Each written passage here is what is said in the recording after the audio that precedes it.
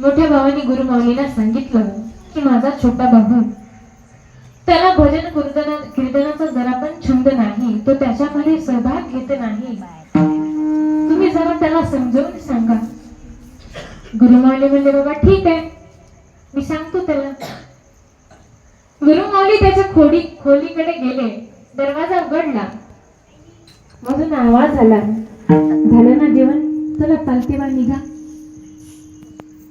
हे शब्द का आले? तो नास्तिक होता. सद्भक्ताविषयी त्याच्या मनामध्ये तिरस्कार होता. गुरुमाऊलीने सांगितलं बाबा मी तर जाणारच आहे, पण जाण्याआधी मी जे सांगेल ते तुला करावं लागेल. तुम्हाला काय करायचंय? गुरुमाऊलीने सांगितलं की फक्त एकदा हरी म्हण. तुम्हाला मी म्हणतच नाही, हरी म्हण म्हणत नाही, हरी म्हण म्हणत नाही. आता तूप जर सरळ बोटाने निघत नसेल तर काय करावं लागतं? बोट वाकडं करा. इतकं पण वाकडं नाही की डब्यात अडकून बसावं. बोट वाकडं करावं लागतं. आता ते गुरुमाऊली आहेत, त्यांना सगळं जमतं. मग त्यांनी त्याला खाली पडलं, त्याच्या छातीवर बसले आणि त्याला विचारलं तोच प्रश्न पण वेगळ्या पद्धतीने. प्रश्न काय केला की तू काय म्हणणार नाही? तो म्हणला मी हरी म्हणणार नाही. जे म्हणायचं नव्हतं ते आलं की नाही तोंडाला? हे सामर्थ्य कोणामध्ये आहे? माझ्यामध्ये का? आता तुम्हाला गोष्ट कोण, दृष्टांत कोण सांगायले? ही ताकद कोणाची आहे? हे सामर्थ्य कोणाचं आहे? गुरुचं आहे. गुरुचं काम काय? अज्ञानाकडून ज्ञानाकडे, अंधाराकडून प्रकाशाकडे नेण्याचं कार्य हे गुरु करतात. एवढंच नाही तर हा जीव शिव करण्याचं सामर्थ्य कोणामध्ये असेल तर ते गुरुमध्ये आहे. या जगाच्या पाठीवर पहिला गुरु तर कोण असेल तर ते भगवान शिव परमात्मा आहेत. आणि या जीवनाच्या पाठीवरती पहिला गुरु जर कोण असेल तर ती आई आहे. ज्यावेळेस सृष्टीची निर्मिती झाली, माता पार्वतीला या जगाच्या कल्याणाकरिता, लोकांच्या हिताकरिता प्रश्न पडला. कोणता प्रश्न पडला? जसं वैष्णव संप्रदायामध्ये ज्ञानेश्वरी आहे, तसंच इकडं शिव संप्रदायामध्ये परमरहस्य हा ग्रंथ आहे, जो मोहम्मद मौलीने लिहिलेला आहे वयाच्या 14व्या वर्षी. परमरहस्यामध्ये सांगितलं माता पार्वतीने आणि भगवान शिवाचा हा संवाद त्या ठिकाणी आलेला आहे. माता पार्वती भगवान शिवाला प्रश्न करतात, सर्व धर्मासी कोण जो धनी, ज्ञान विज्ञान प्रत्ये जयापासुनी, ते तू भगवंता कैवल्य दानी, वर्णा महिमा श्री गुरूंचा. माता पार्वतीने प्रश्न केला की या जगाच्या कल्याणाकरिता ज्ञान विज्ञान जसापासून आहे अशा श्री गुरूंचा महात्म्य मला सांगा. असं माता पार्वतीने प्रश्न केला. कोणाला? भगवान शंकराला. भगवान शंकरावर यावर उत्तर दिलं, गुरुदेव सार गुरुदेव थोर, आदि अगोचर परब्रह्मा. काय सांगितले? गुरु हा परब्रह्म स्वरूप आहे. ज्ञान हे विज्ञान त्याच्यापासूनच आहे. या सर्व धर्माचा धनी कोण आहे? गुरु आहे. म्हणून प्रत्येकाच्या जीवनामध्ये गुरु असलं पाहिजे.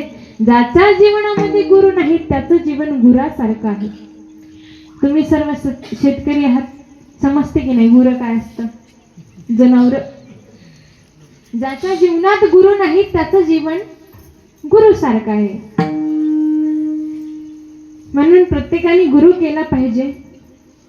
मग त्या गुरुविना अनुभव कैसा काढे, गुरुविना अनुभव कैसा काढे.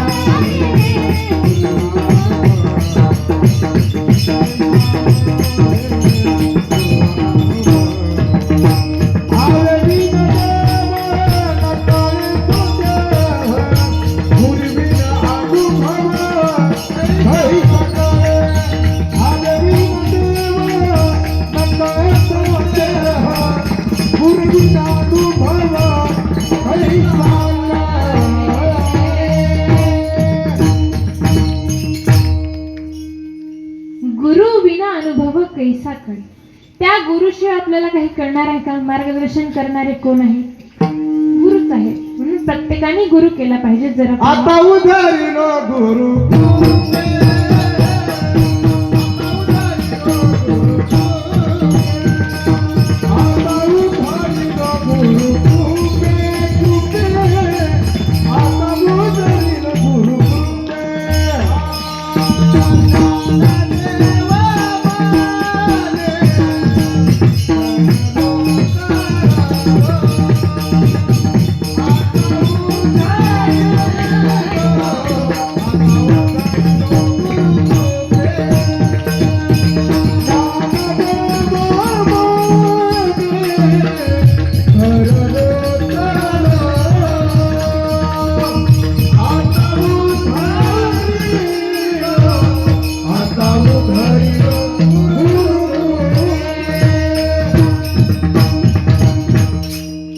ज्ञानदेव म्हणे तरला तरोलो, आता उद्धारलो गुरु कृपे.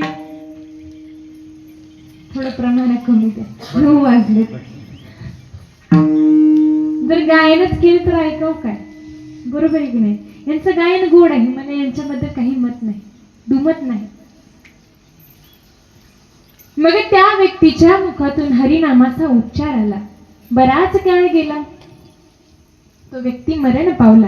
ज्या वेळेस त्याला नेहला यमदूत आली, यमदूत त्याला यमलोकामध्ये घेऊन गेले. चित्रगुप्ताने त्याचं खातं उघडलं.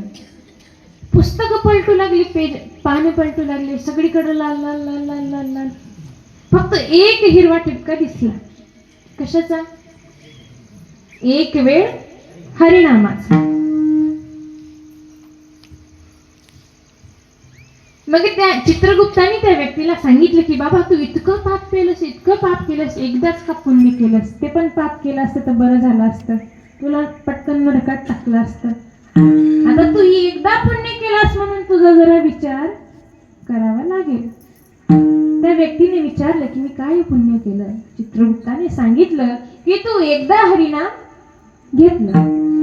मग त्याने विचारलं की बाबा, एकदा हरिनाम घेतलं त्याची किंमत काय आहे? त्यांनी चित्रगुप्त म्हणले, मला तर याची किंमत माहित नाही. तो म्हणला, मला याची किंमत जाणून घ्यायची आहे, त्याशिवाय मी हलणारच नाही. बरं बाबा, ठीक आहे म्हणले. देवादी देव इंद्र यांना आपण विचारू. मग ते इंद्राकडे गेले. इंद्रांना विचारलं की बाबा, एकदा हरिनाम घेतलं त्याची किंमत काय? ते म्हणजे मला देखील माहित नाही. या सृष्टीचे जे विधाता आहेत त्यांना माहित असेल. म्हणून ते कोणाकडे गेले? ब्रह्मदेवाकडे गेले. ब्रह्मदेवांना विचारलं की एकदा हरिनाम घेतलं त्याची किंमत काय? ब्रह्मदेवाने सांगितले, मलाही माहित नाही. जे या नामाचा जप करतात आपण त्यांना विचारू. म्हणून ते कोणाकडे गेले? शंकराकडे गेले. भगवान शंकरांना विचारलं की एकदा हरिनाम घेतलं त्याची किंमत काय? भगवान शंकर म्हणले की मला देखील या नामाची किंमत माहित नाही.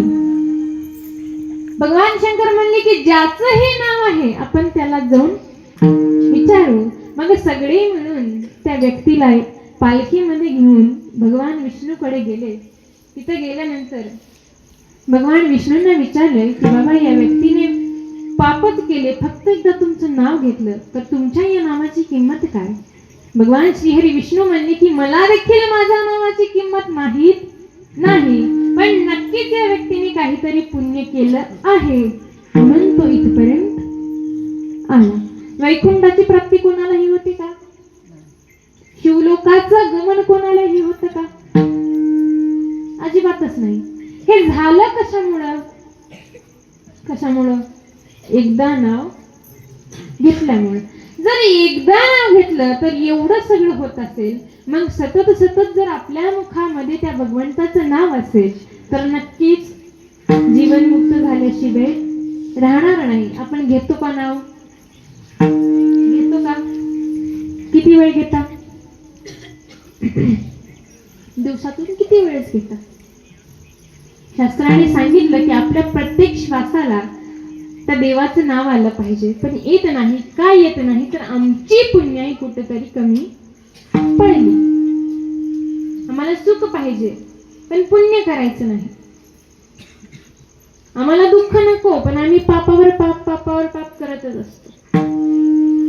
हा देह मिळाला कशासाठी? अभंगाच्या पहिल्या ते सर्वांची जाणे आहे सर्वांची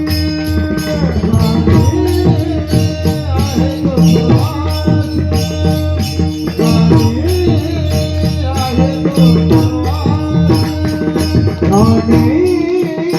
आहे रे सर्वांची जाणे आहे रे सर्वांची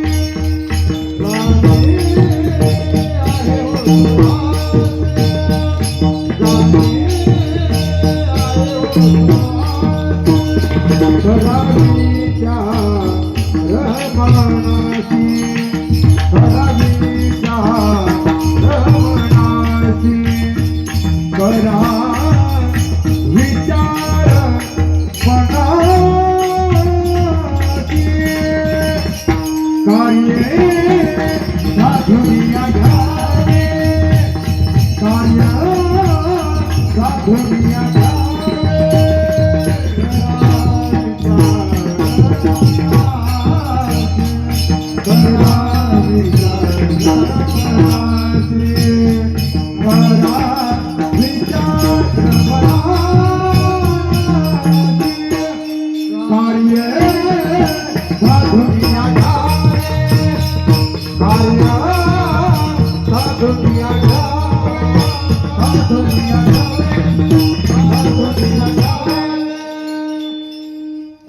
जाणे आहे हो सर्वासी, करा विचार मनासी.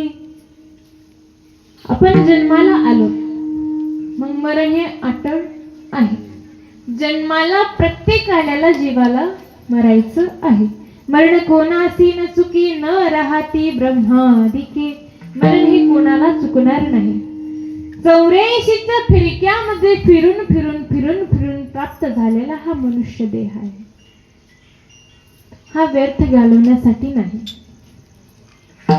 एक व्यक्ती होता, मेंढ्या राखत होता. त्याला हिरा मिळाला, हिरा, लाख मोलाचा हिरा, पण त्याला त्याची पारखच नाही. तो हिरा त्याने आपल्या मेंढीच्या गळ्यात बांधला. त्याची काही किंमत राहिली का? राहिली का किंमत? माती मोल झाली. का झाली? त्या व्यक्तीला त्या हिऱ्याची पारख नव्हती म्हणून. आपलं पण तसंच आहे. आपल्याला हा देह मिळाला, आपण काय केलं? मेंढीच्या गळ्यात नाही बांधला. संसार